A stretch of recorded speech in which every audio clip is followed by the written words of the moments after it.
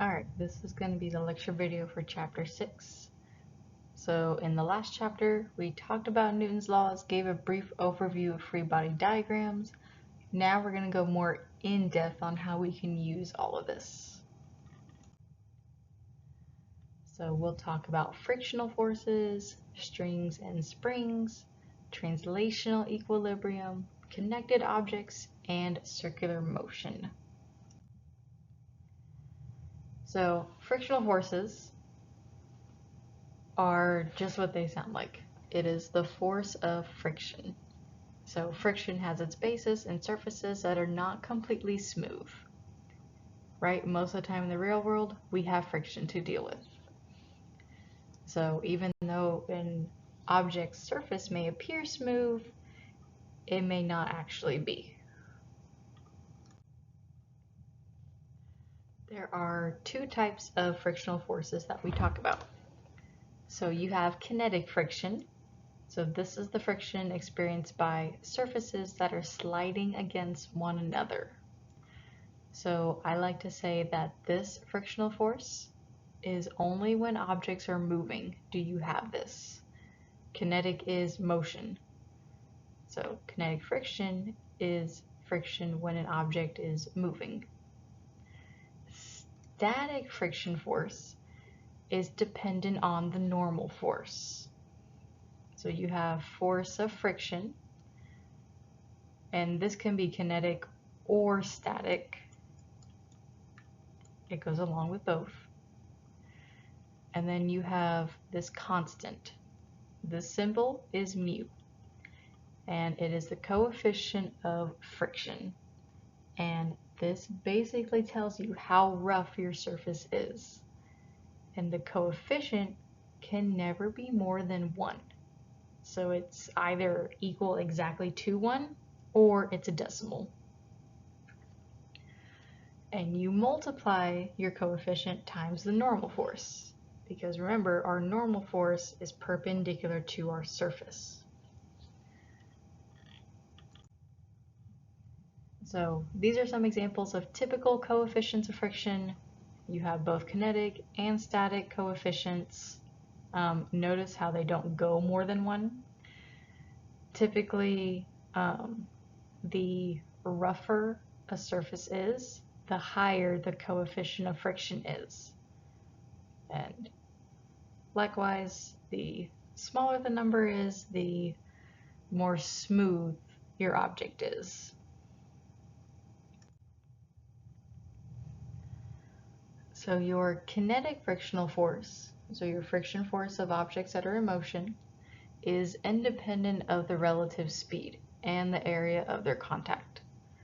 So it doesn't matter how fast the object is going.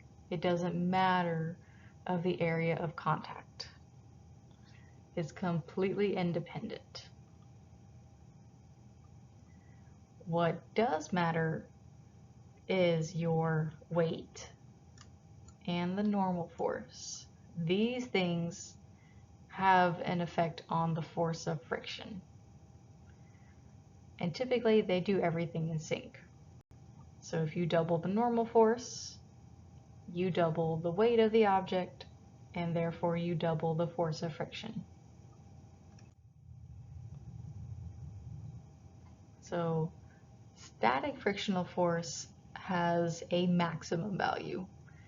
So typically it doesn't go above 1. There are certain exceptions to this, very, very minute, but it will not apply for us.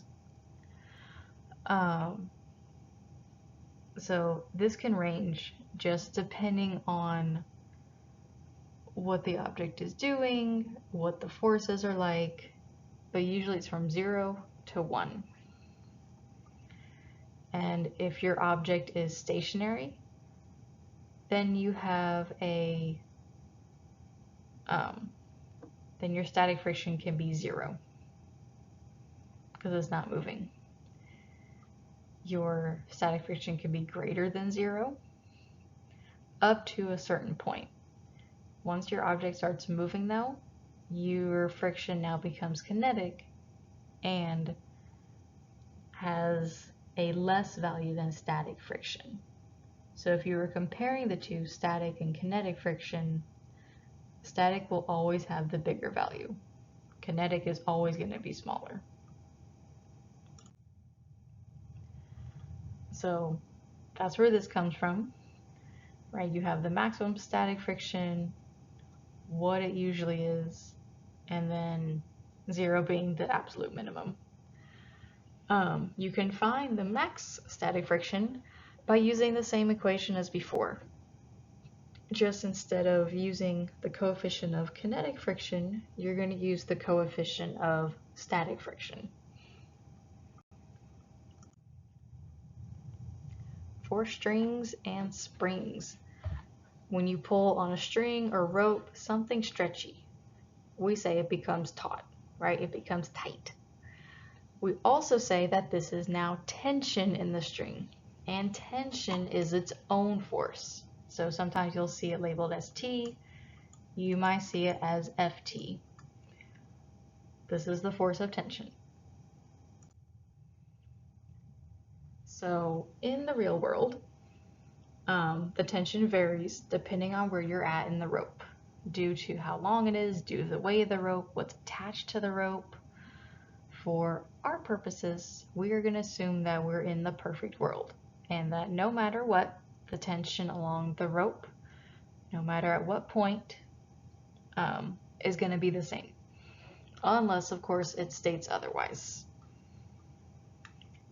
And we're going to assume that the actual ropes themselves are massless, so their mass does not take into account in any of our problems. You have an ideal pulley, right? You've probably seen these before. All a pulley does is change the direction of the tension to better help you, right? So you have tension in the rope on both sides that are going towards each other. So you have the same magnitude everywhere, so same value everywhere, but the pulley just changed the direction in which it's acting to better help you. So you're pulling on the rope down, but the tension is going up towards the pulley. For springs, you have what's called Hooke's law. And his law says that when your force increases, your stretching or compressing of the spring also increases as well. So you have F, which this is your spring force. Sometimes you may see it as Fs as well. Kind of just depends on the problem.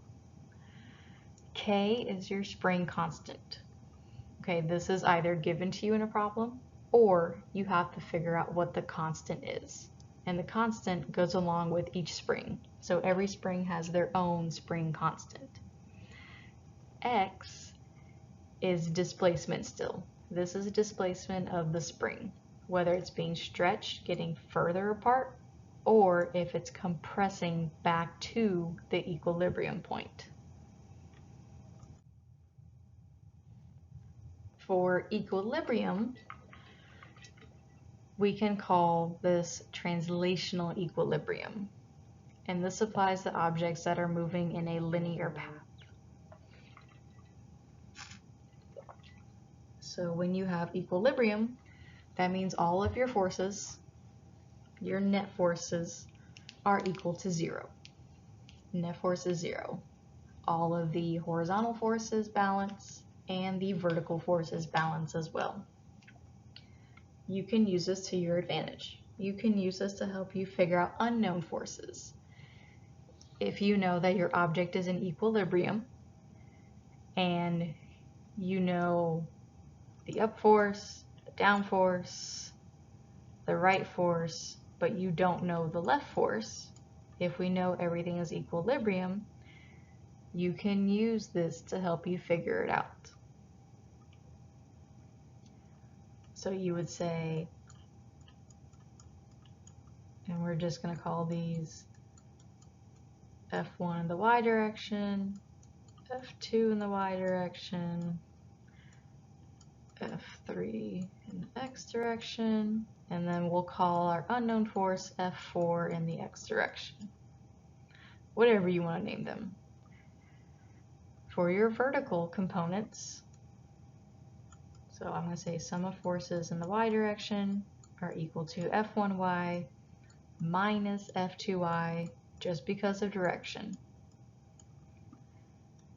I'm going to say my sum of forces in the x direction is equal to F3x minus F4x. So if you know your sum of forces is 0, then now for your sum of forces, right, you can say this is now equal to 0. And if you know one of your other forces, then you can figure out the missing one. That's what it means when you can use it for a calculation of unknown forces. All right, so here's an example of translational equilibrium. So you have a pulley, right? Looks like a well with a bucket. You have two tension forces on the rope itself pointing down, and then you have tension in the pulley hanging from the roof. T2 is equal to both T1s combined together. If you added both these T1s together, you get the same magnitude as T2, just in the opposite direction. Same thing for the bucket. The tension in the rope pulling it up is equal to the weight of the bucket going down, just in opposite directions. When you have connected objects, so think of two blocks attached by a string, when this happens, we say that their accelerations are the same. So if we know the forces and the masses of the objects, we can find the acceleration and therefore the tension forces by using F equals ma.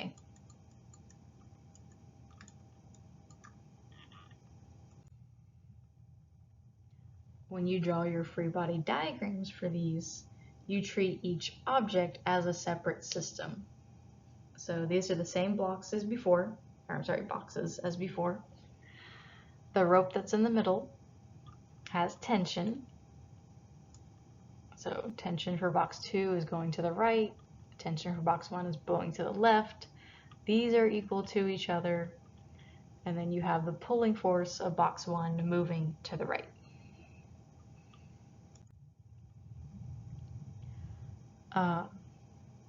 Same thing for if you have pulleys and boxes hanging over a table. So your box that's on the table, right, you have vertical forces. You typically have your weight and your normal force, and then you have tension going in the direction of the rope. You don't typically have friction unless it's stated. And then you have your weight that's going down, hanging off the table, and you have the weight pulling down, tension going up, but the acceleration is always going to go towards whichever weight's pulling down. So sometimes it's easier for us to have a coordinate system that follows the string, because notice how these two are in different positions. So sometimes I like to have my kids draw it as if there was no pulley. So if you had mass 1 and then still attached to the string, but then mass 2. Sometimes if you draw it like this and do your forces, sometimes this is easier to see for students. So weight, normal force,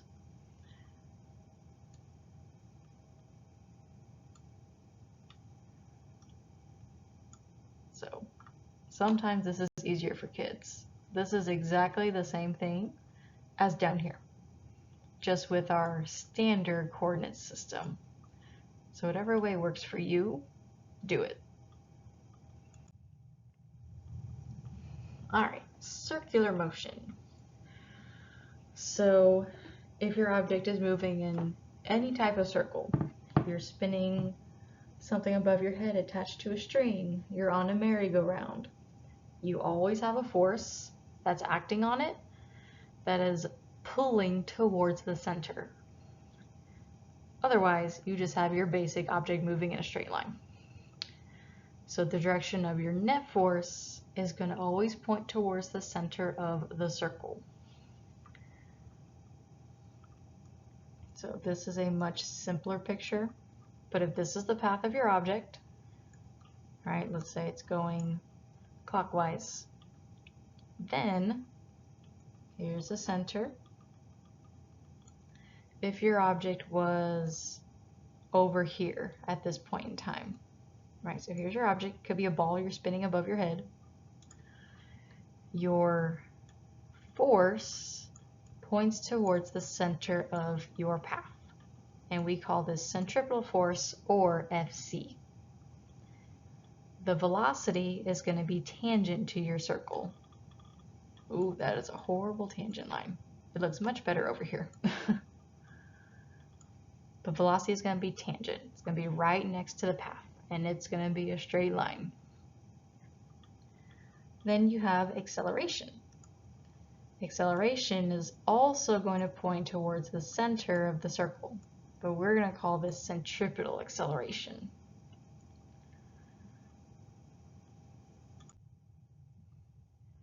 So you can find acceleration, force, the velocity of your object going around in a circle by manipulating Newton's second law. So we know Newton's second law is F equals ma for acceleration for circular motion. We can say that centripetal acceleration, and you might see it as CP as well, it's the same thing, is equal to the tangential velocity squared divided by the radius. So if you substituted this in for A, then you would get centripetal force is equal to mass times velocity squared divided by the radius, just like up here.